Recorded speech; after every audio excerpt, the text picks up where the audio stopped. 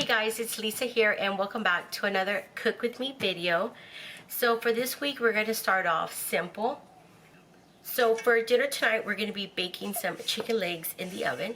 So first thing is you want to preheat your oven to 425. So here's our chicken legs. I have 8 pieces in here. And for seasoning we're going to use what we have on hand. So first thing I'm going to do is grab some vegetable oil.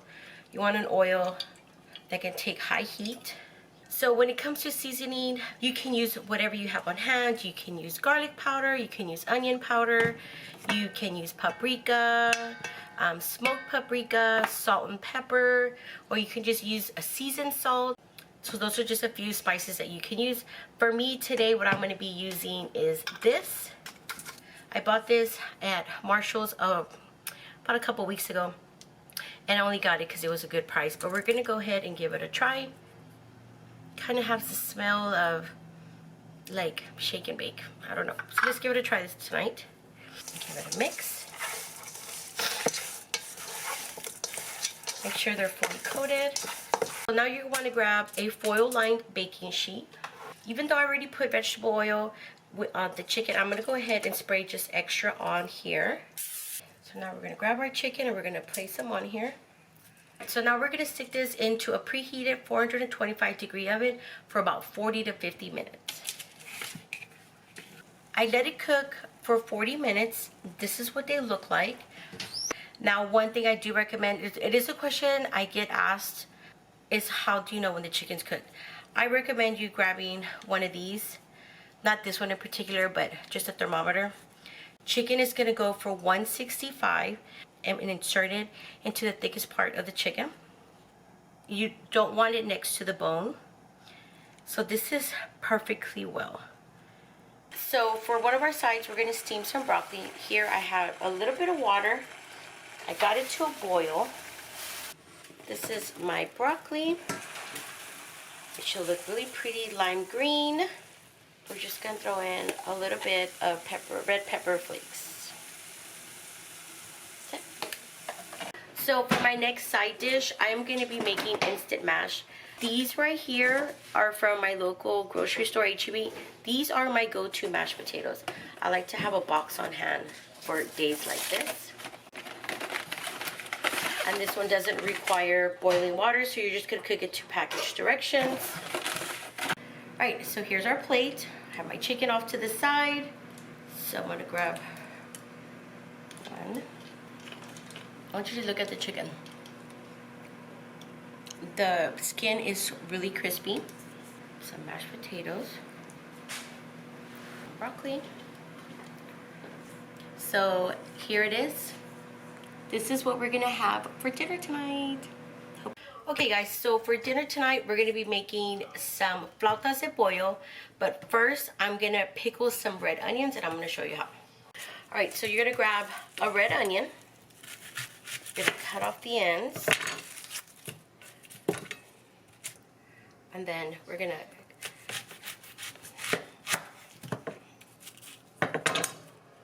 and then you're going to thinly slice them. So now we're going to add them inside a container. I'm just going to put them in there. Now you want to grab a jalapeno. This is optional, you can add more, but I'm just going to do half, and we're going to add it in here. Okay, so then to our mix, our onion and jalapeno mix, we're going to add a cup of freshly squeezed lime juice. To this, we're going to add some sea salt. And then we're going to add some whole peppercorns.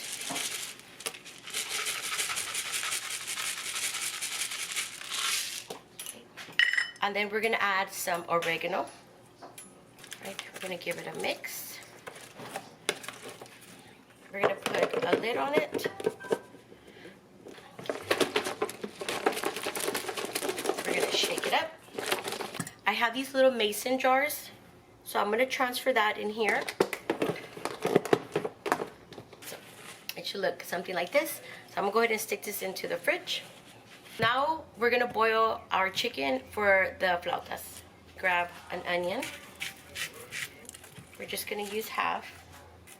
You want to grab a couple of cloves of garlic. So I have 3 small pieces here.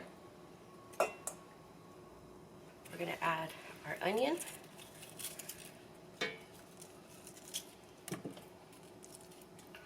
And our garlic. We're gonna grab some salt. And we're gonna grab some pepper. I went ahead and put some water in it. We're gonna turn it on. We're gonna let this cook. So my chicken is ready. I let it cook for about 35 minutes. I let it come to a complete boil and I let it continue cooking. Now, if you want to know if they're ready, this is how I do it. I've done it like this, is I go in there and I cut them in half. And as long as it's not pink, you're good. So I turn it, I remove it from the heat, I put it to the side, and I just leave it in the hot water until I'm ready to shred it. So now you want to grab a bowl and you're going to transfer that chicken in here. So you're going to grab a hand mixer and you're going to shred the chicken. So it should look something like this. Now one thing you can add to this, you can add cheese to it to give it a little bit more taste, texture, I don't know what word to call it. You can even add cream cheese in here. I have some leftover mozzarella that I'm trying to get rid of, so I'm going to go ahead and add some in here. And I'm just going to mix it. Alright, so now you're going to grab a pan, a saucepan like this. You're going to turn the heat on. And we're going to add some vegetable oil. And then we're going to be using white corn tortillas. This is what I have.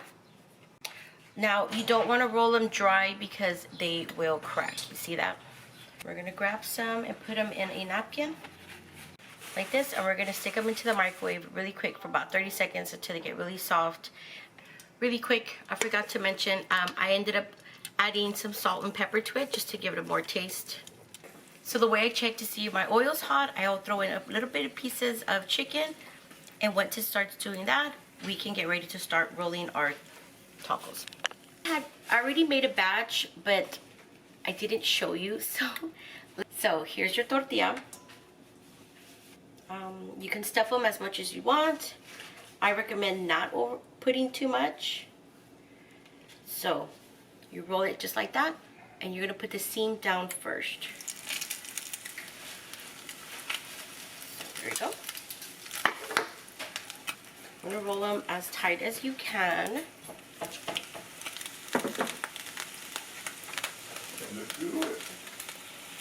Okay, just like that. Now that first batch I made, I like to call them my trial batch. You know, the first time you fry something, like the first batch, I always say they come out darker. That's just me. That's kind of like lets you know about the temperature of the oil and everything. But now they're going to come out really pretty.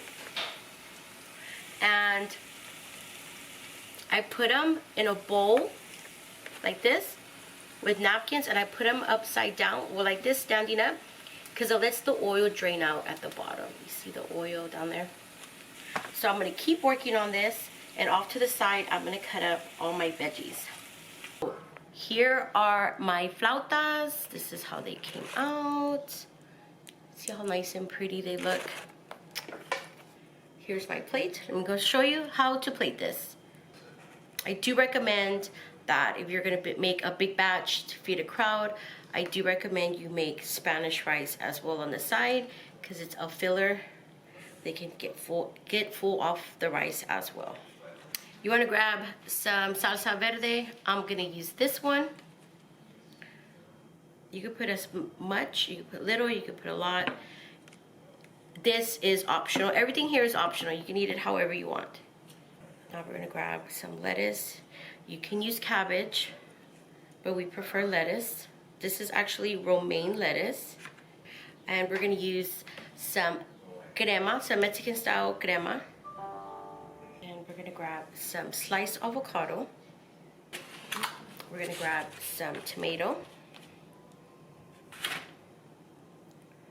I have some queso fresco. Here are those onions. The longer they sit, the longer they ferment. But they are good to go. Alright guys, so here it is. This is what we're gonna have for dinner tonight. Hope you guys enjoy. Give it a try. Hey guys, so for dinner tonight, we're going to be making carne asada tortas. This is the meat we're going to be using. It is beef top brown steak. Now really quick, before I get into this, I do have a dedicated video. I will link it down below on how to make a marinade for this. Because this you can make it on the grill outside, but today we're going to make it on stovetop. So I'm going to use a different type of seasonings. Here's the meat. I'm going to start cutting it up. Now another way is you can actually leave it like this, because when you lay it into the torta bread, it'll be placed in there like this. But I like to cut them into pieces. You want to grab a bowl. We're going to put our meat in there. And this is how I ended up cutting it, something like this. To our meat, we're going to add some salt. I'm going to add some sea salt. You can use iodized salt. The only reason why I'm using sea salt in this video is because I'm trying to get rid of this. And then we're going to add some pepper. I'm going to add some garlic powder. Add some comino. Some onion powder. And we're going to add some smoked paprika. You can use regular paprika. And the reason why I like to add it, I mean, it has a flavor to it, but I think if you add a lot of it, but I mainly do it for the color. Let's go ahead and give it a mix. So now you want to grab a skillet, something to cook it on. We're going to grab some vegetable oil. So once your oil has heated up, go ahead and add the meat.